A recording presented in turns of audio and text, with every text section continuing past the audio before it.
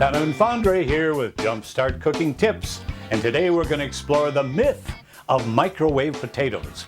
When I first started cooking microwave and teaching it about, I hate to say it, 30 years ago, a lot of people would say, are microwave potatoes the same as baked potatoes?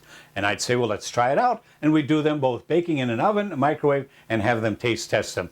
Usually they couldn't tell the difference, but the snobs in the cooking profession said a microwave potato is not a truly baked potato.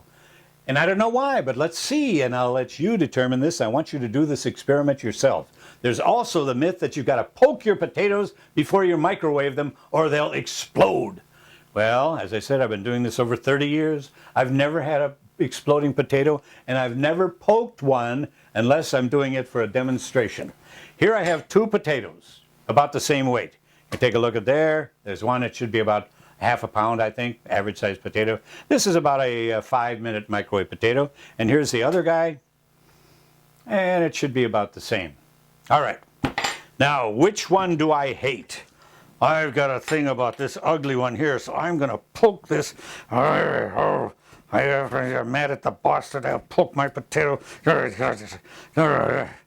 Supposedly, the skin here is so tough that when the steam builds up inside, it's going to burst. Well, that doesn't happen that way because the skin is quite thin. It gets hard and crusty in a conventional oven, but I've never had one explode in there either. So, this guy, the ugly shaped one, is the poked potato. This one is the pristine, untouched, completely whole in itself. Put them in the microwave and we'll give them 8 minutes. And after that time, I'll be back and we'll show you the myth of the exploding potato. Potato testing time. Beep, beep, beep, yelling at me. Let me get a potato out here. One potato.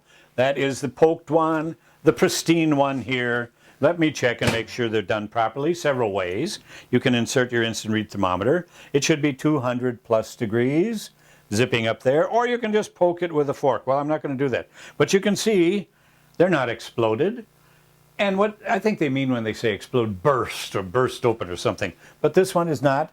And you can see the temperature is 200 degrees, a perfectly microwaved potato. Now, if, like some of the snobs say, but a microwave potato is too moist, what you can do is to cut it open like this. Squeeze it together. Now the skin is opening, put it back in the microwave for a minute or so. It'll allow the moisture to escape and you have a lighter, fluffier potato, but not so much that you really can tell. So you see, a poked potato is no better than just a plain potato. Throw them in there, bounce them off the back, and cook them up. Now there are things that can explode in your microwave oven, and let me show you one of them. An egg in the shell. Guarantee it will explode. But because I don't want to make a mess in my microwave, what I'm going to do is to place it in a Ziploc bag. And another item that can burst, not explode, are hard shell things like squash. This spaghetti squash, it can burst, okay? Not explode, but burst. All right, let us do the egg challenge. We'll put this guy in here for about 1 minute. And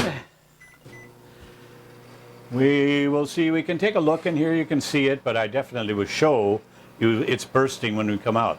You know, another thing with eggs, if you try to fry an egg in the microwave, the yolk will cook much faster than the white, so you have an unevenly cooked egg. And also the yolk in that case can burst, so you should always poke it with a fork before you cook it.